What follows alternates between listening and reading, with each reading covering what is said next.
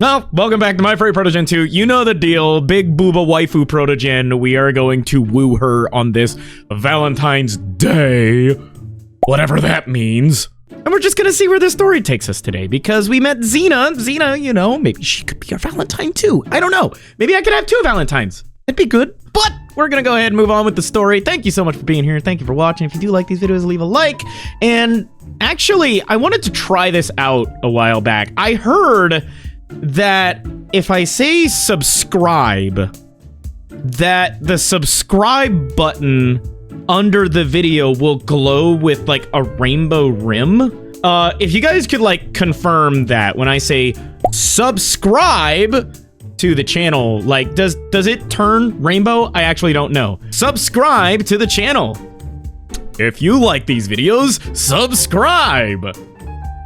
You know, subscribing means you get to see this content as it comes out.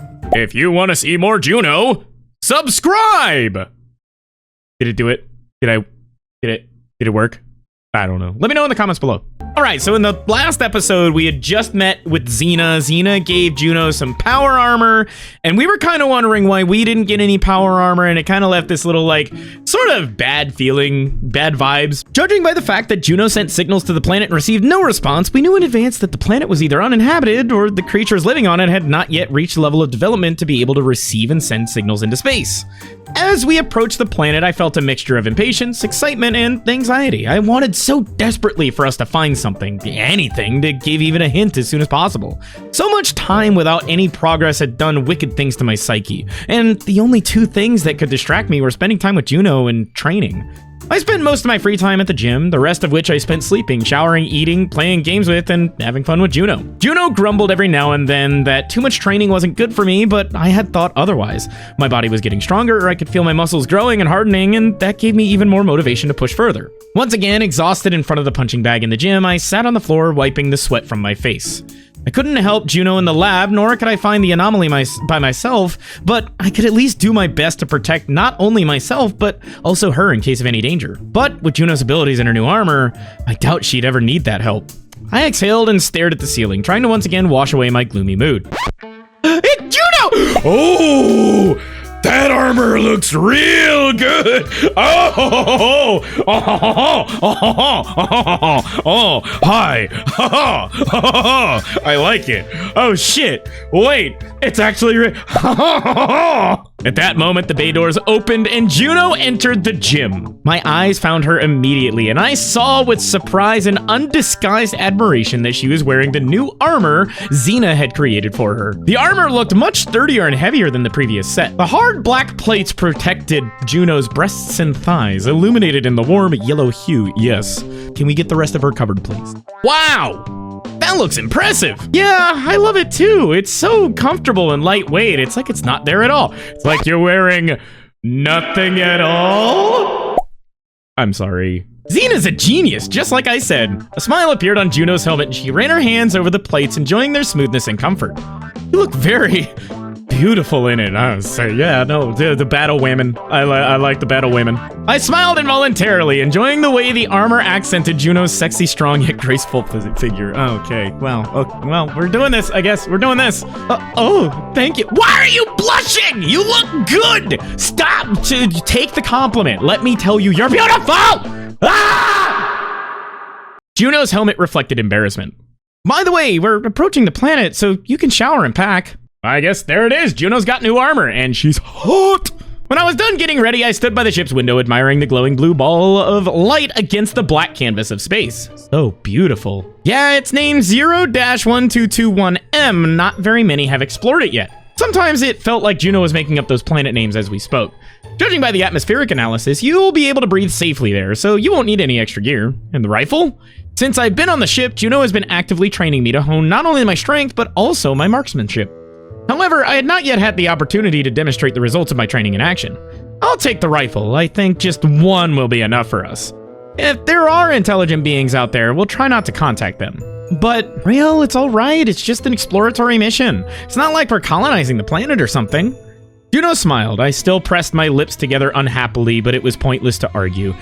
I Okay, I can definitely see why our protagonist here is getting maybe a little fed up with things, because at this point, it's going from protecting me to treating me like a child.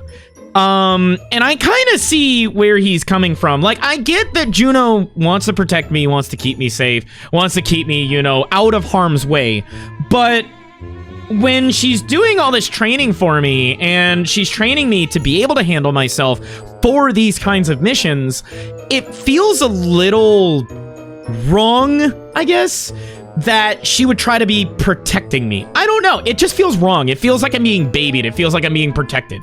And I don't, I wouldn't want to be protected like this. I would want to be able to help. The worst feeling in the world for me is feeling helpless, is feeling like I can't provide anything.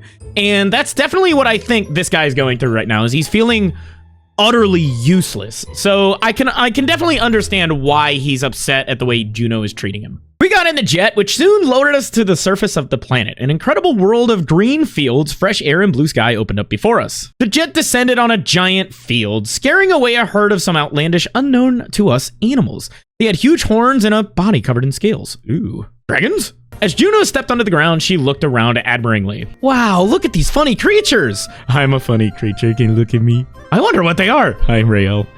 I wish I could get a sample. I immediately frowned, looking at Juno. Sample? You're not gonna chase these things all over the woods, are you? They're not likely to stand around patiently waiting for you to take samples. Juno groaned frustratedly. But there haven't been any explorers on this planet yet. Oh, she's fucking adorable. When she wants to explore, like, when she wants to be, like, exploratory and she wants to, like, learn. She's just fucking adorable. Juno, we have a mission, remember? Let's just focus on that. We've wasted a lot of time as it is. Juno sighed heavily, but didn't argue. See, wouldn't you want to deal with the threat at hand first? Then you can come back later to the planet and, like, you can research. You can do that. Nobody's been here yet. Yeah, but you can research after. Yeah, you're right. She picked up the locator she had prepared back on the ship. So, how do we begin searching? And what are we even looking for exactly? Juno began to adjust the device while explaining the plan to me. I spent a long time studying anomalies. Eventually, I was able to work out something critical about their formation. They all arose from different sources. It was as if somebody had planted seeds at a distance from each other, leaving them to mature so that they would not interfere or attract attention. Anomalies, like everything else, exude a certain energy. And thanks to this locator, we will be able to analyze where the source of the energy concentration is. Wait, energy? Like the one you were talking about? The energy of electrons, right? I frowned, remembering all the things Juno had taught me during our time together. She taught me whole lessons about how the world worked, sharing the knowledge available to her species. The laws of nature, how energy worked within creatures, how the cosmos worked, and how many more concepts well beyond the collective knowledge of my people. Of course, it was not easy for me. There was nothing like it on my planet, and no one would discover the energy of electrons for a long time. But I tried to absorb everything Juno said, and now I had at least a slight idea of how her instruments worked. No, not really. The energy we're looking for is of a more complex nature. Imagine that every being and thing in the universe contains a certain energy in their body. This locator allows us to read it and find the sources of the strongest emission. I'll tell you more about it later. Sources? Yes, some creatures or matter exude more energy than others. For example, these little creatures here are like small sparkles. And what we're looking for is like a huge bonfire. Oh, I think I've got it. And on this planet, I had found these huge bonfires. They shine so brightly that you can see their trail from a great distance, if you know how to look. Is this planet also going to be destroyed? Juno's helmet reflected a sad expression. I'm afraid so. We need some time to analyze the source before we do anything. Let's go, Raeal. Time to begin our search. Oh my god, we're getting into the nitty-gritty of things and learning how this frickin' anomaly works. Finally! Oh my god! She headed forward through the forest, holding the locator in front of her. I followed her, looking one last time at the sluggish, lazy animals munching carelessly on the grass at the edges of the clearing. My heart clenched in my chest with pity for them and anger at whoever had done this. Why would anyone want to do that? Why destroy a planet like this? There's nothing here but these animals.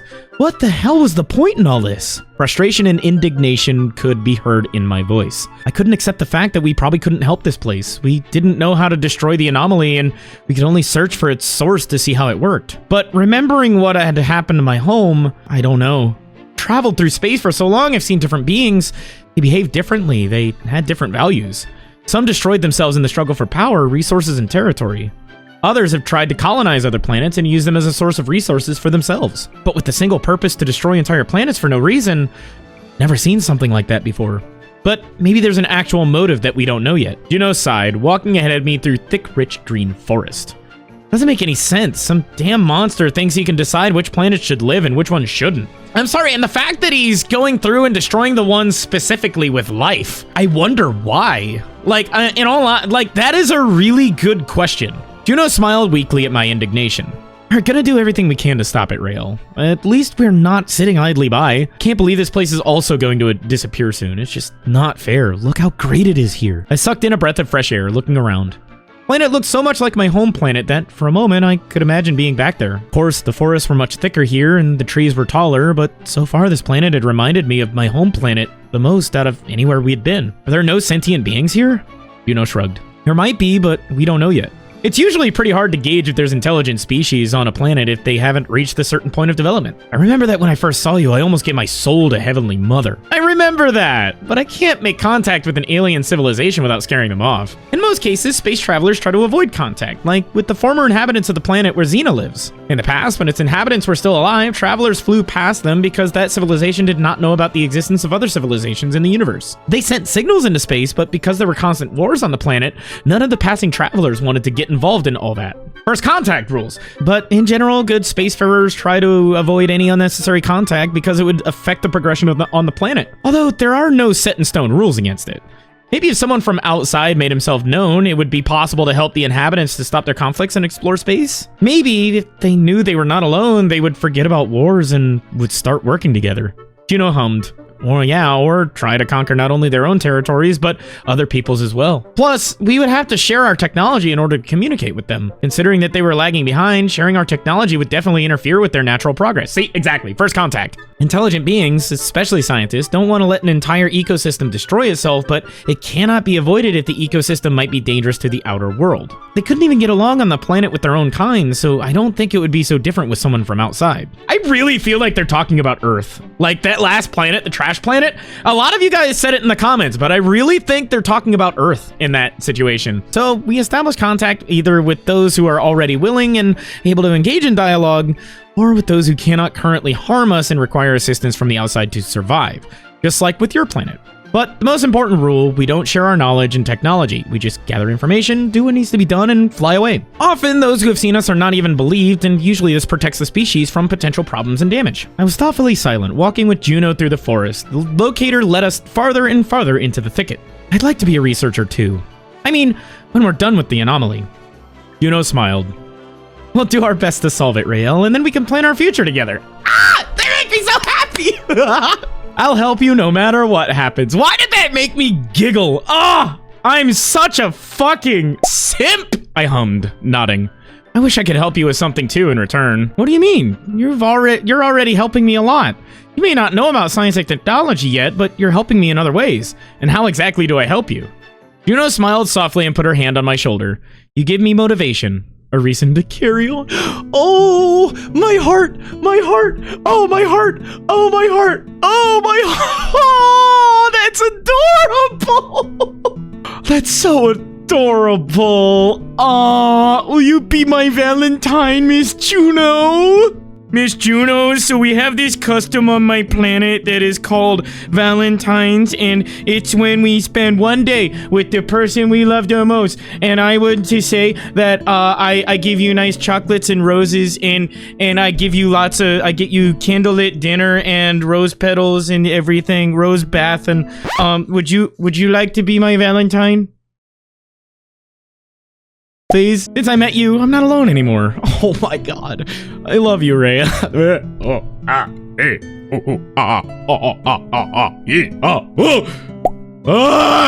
I nodded, though there was still an uncomfortable feeling in my chest that I couldn't shake off. I wanted Juno to see me as someone who could actually contribute, not just comfort and moral support. We were trying to take revenge, trying to prevent the same tragedy that befell my planet. I was limited by my knowledge, by my development, but by my strength, by the abilities of my body. All I could do was follow Juno, and if we were attacked now, I couldn't protect her. I couldn't destroy the anomaly myself, even if we found its source. As I looked around, I thought again about the fact that this planet would soon be gone, and I felt even more sick to my stomach. It was a beautiful place, worthy of life. Maybe in a few thousand years, or hundreds of thousands, a civilization would have appeared here too. Or maybe it was already here, just at a level of development where its presence was not yet obvious. Juno told me about how easy it was to find an advanced species on a planet. Their planet is wrapped around satellites and space stations. It shines with signals like a sparkling flashlight. Vehicles fly across the sky and rockets shoot out into space. But if a species has not yet reached this stage, it will have no satellites, no stations, no signals, only cities, countries full of intelligent beings. Maybe somewhere out here on this planet, just a few hours away from us, there was a whole city we didn't even know about. I'd like to see it, and I'd like to see what other creatures might be out there. During this time, I had been traveling through space with Juno. I had only seen her species, Juno herself, and now Xena. And I wondered how different the other inhabitants of the universe were from me. My imagination could not even imagine what the inhabitants of a completely different planet might look like myself or something entirely different. Maybe with a different skin color, a different set of limbs, eyes, and ears. Or maybe they wouldn't have a body at all and would be like Pixie. I could only hope that in the future I would be able to find out. Soon, Juno and I noticed that the forest around us was thinning. Finally, the trees parted and we were on the beach. Wait, are we getting a beach episode? Hold on. Wait, are we getting the coveted anime beach episode, filler episode before the main plot? Because you gotta warn a guy when we're doing an anime beach episode, okay? Especially on a Valentine's video. I wasn't expecting all this romance. With the forest now long behind us, the undisturbed sand entangled itself beneath our toes, and the smell of salty sea water hit our noses. Before us, a vast sea stretching beyond the horizon. The azure waters shone with the glare of a star shining in the sky, and the waves lapped lazily at the shore. I looked around in admiration, admiring the scenery, but before I could say anything, Juno's locator flashed and beeped, indicating that we were getting close. Right over there. Ooh, wait! Are we finally finding the anomaly? Juno pointed to the right. We went further along the shore and soon saw a strange device sticking out of the sand. It looked like a tower of sorts? It stuck out starkly against the scenery. It was nothing like the local flora and fauna. We didn't go any closer as the sand around the device was strewn with the corpses of animals that had inhabited this beach. Oh, it's spiky. Juno frowned, puzzled. I don't know, but I'm sure that's our goal. We stopped looking at the device from a distance. I think we'd better stay back. Wonder how long it's been sitting here. Juno looked down and pointed at the armored fish-like creatures crawling under our feet. I don't know what they were, but they looked scary enough, even though they were small. Judging by the fact that the contamination zone is still small, this can't have been here for long. So what do? We have to shut it down somehow. Yes, but it's dangerous to approach for now. Juno folded her arms across her chest and thought.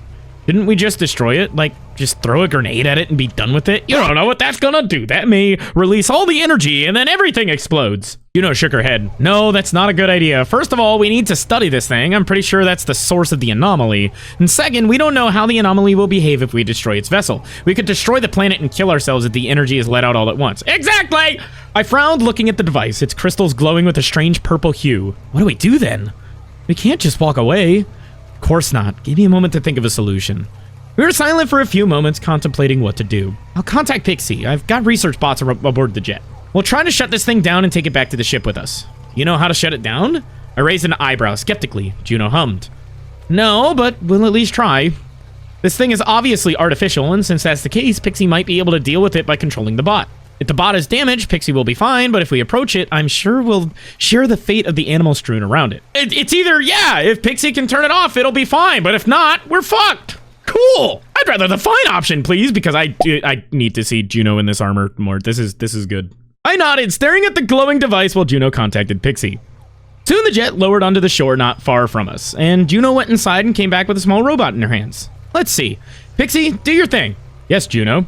Juno placed the robot remotely controlled by Pixie on the sand, shifting its small wheels. It scuttled towards the device, quickly covering the distance. It's a good thing this stuff doesn't work on inorganic matter. The bot controlled by Pixie began to probe the device, and after several minutes of waiting, it finally managed to shut it down. The faint purple glow had ceased as if the little light bulbs in the crystals had been extinguished.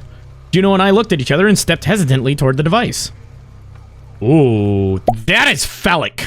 Juno picked it up with her tactical gloves and twirled it around in her hands. Looks like some kind of artifact. Can you tell what it is? I looked around the device, hoping to magically figure out what to do with it, how to destroy it. As if an instruction manual could be found on its shaft detailing what to do next. Well, not quite. It's odd. It feels like the crystals are about to explode. The first time I've seen something like this myself.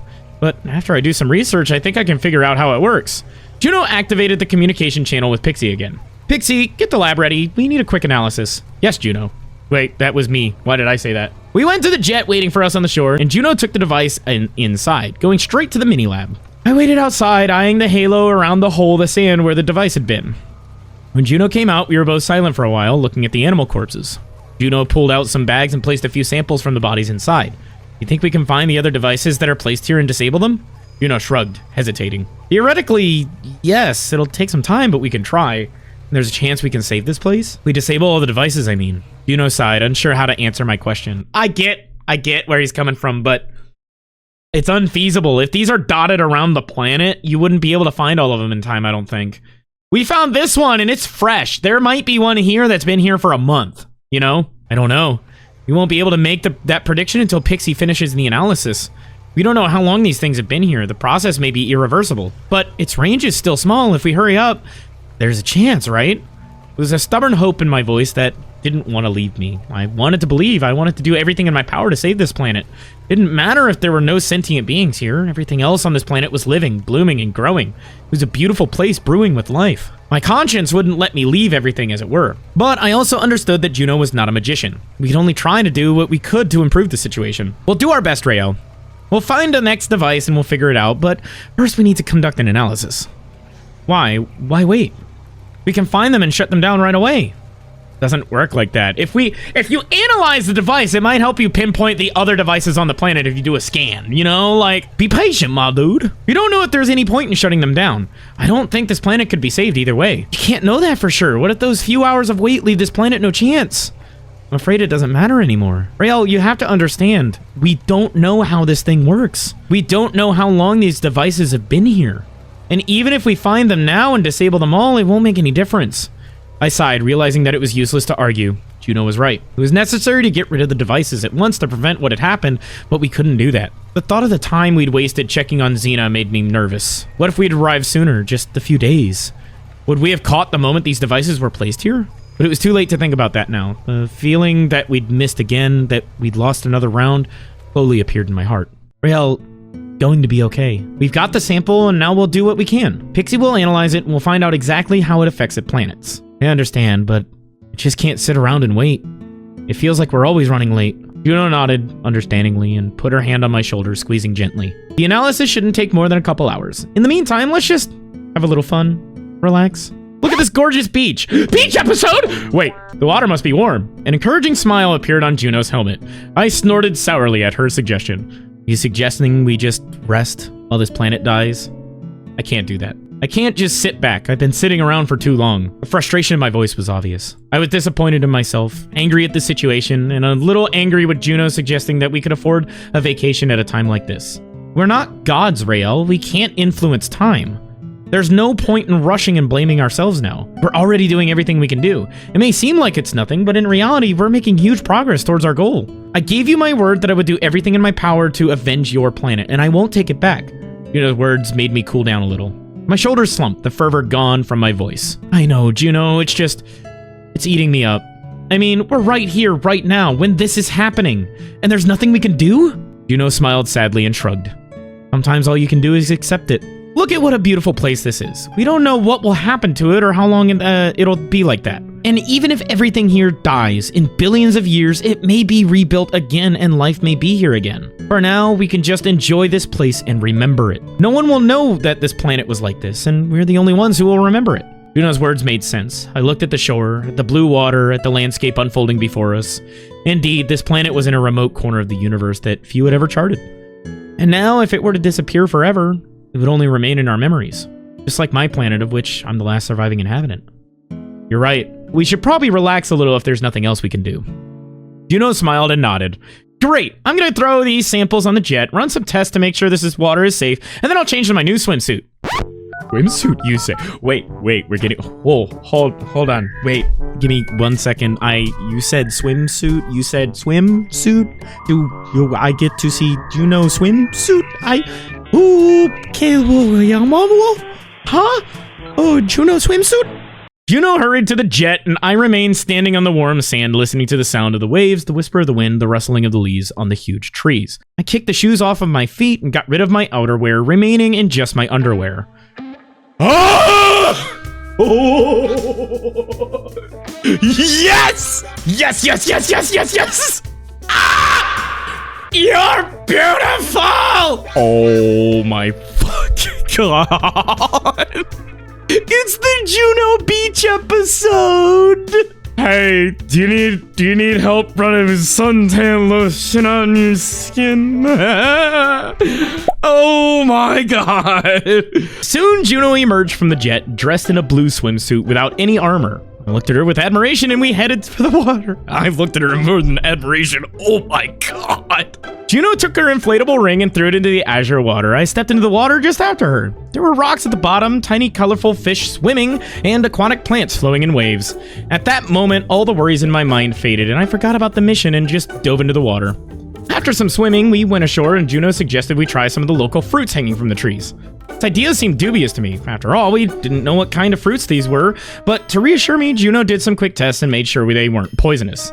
Her body could accept any kind of food, but my stomach was much weaker, especially when it came to alien fruits. We gathered everything we saw and sat down on the sand to taste it. Most were bitter and viscous on the tongue, but some were so sweet that your mouth seemed to fill with sugar. Juno and I made the decision to make cocktails out of them. We quickly grabbed utensils from the jet, got drinking water and ice, and mixed everything together. Oh, it's the beach episode! Yeah! How is she drinking that? Wait, is she just poking the straw through her visor?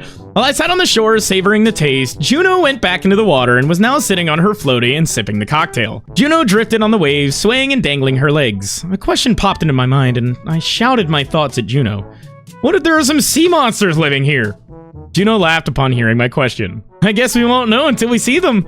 But don't worry, I'll be here. I'll be there in time to save you. Oh my god, she's hot. Oh, my fucking brain. My tiny little Intel Pentium processor is having so much trouble staying cool.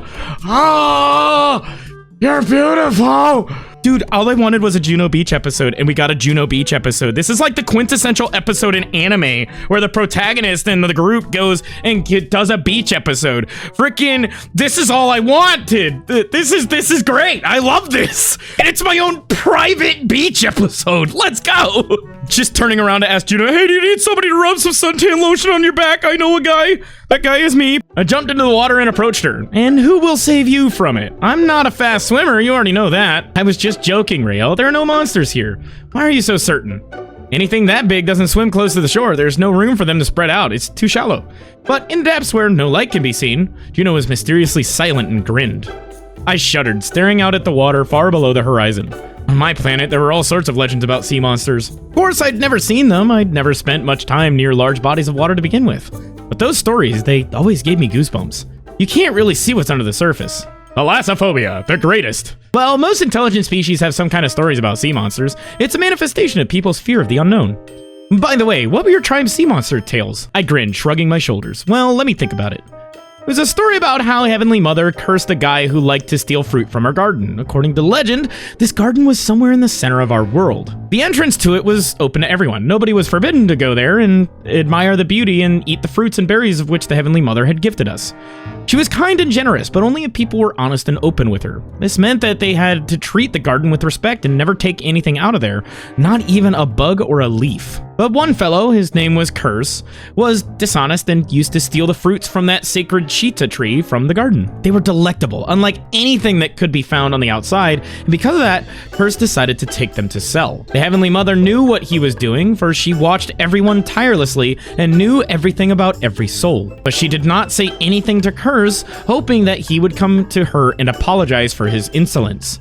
But Curse had no intention of doing that. He was stealing fruit every day. Soon he became so bold that he began to tell that the Heavenly Mother herself had gifted him with these riches, that she had allowed him to sell them because he was a good and upright man. When the Heavenly Mother heard of this, she became furious. That night, she cursed him, turning him into a huge, ugly monster and put him in a deep, remote lake so that he would no longer be able to deceive people. So, Curse lived there, eating small fish and scaring away the occasional diver who passed by. For his impudence and greed, Curse was punished with loneliness. Oh, I get it. His name is Curse, and he's been cursed. He begged the Heavenly Mother for forgiveness, but it was too late, so he remained a monster until the end of time. As ugly on the outside as he was on the inside, and as huge as his ego. Juno listened to my story in silence, and when I finished, a smile appeared on her helmet. Oh, what a great tale you had. Did you believe in any of those? Well, I believed in a lot of things when I was a kid. And when I grew up, of course, I stopped. The elders told me that they supposedly remembered how it all happened, and even said that they saw that lake. But, of course, it's all just fairy tales. Well, tell me more. I smiled, shrugging my shoulders. There are too many of them. What about you? Do you have any legends and tales to tell? I mean, from other planets that you visited. Juno fell silent, a puzzled expression appearing on her helmet. Now that I think about it, Toshi told me some stories about their mythology, but it was something very strange and I can't remember it. Strange? What made it sound strange? It was a series of unusual tales about an immortal guy protecting mankind by sitting on his throne, with many factions and many smaller stories about different events. It was odd because unlike most of the mythologies, which tells about gods and other worlds, this one tried to imagine what happens in space when these species didn't know anything about it. But it was such a bore that I can't even recall any particular story from it. That's too bad. I would have listened to other civilizations' myths. Soon, Juno got out of the water and tossed the inflatable toy onto the sand. She then settled onto the shore, basking and drying off under the warm rays of the sun in the sky. We fooled around for a bit, throwing handfuls of sand at each other, and then we both settled down across from each other and just enjoyed the moment. That's fucking adorable. I want to have sand fist fights. I want to throw pocket sand at my girlfriend. Oh no! Wait! Hold on! Oh! Not this music! Oh, I can't even read that! Well, I think that's a good spot to leave this video then. See the rest over on Fansly. Thank you guys for watching. I'm Raeal the Protogen, and I'll see you in the next video. Bye-bye! Wagga, wagga, wagga, wagga, wagga, wagga, wagga, wagga.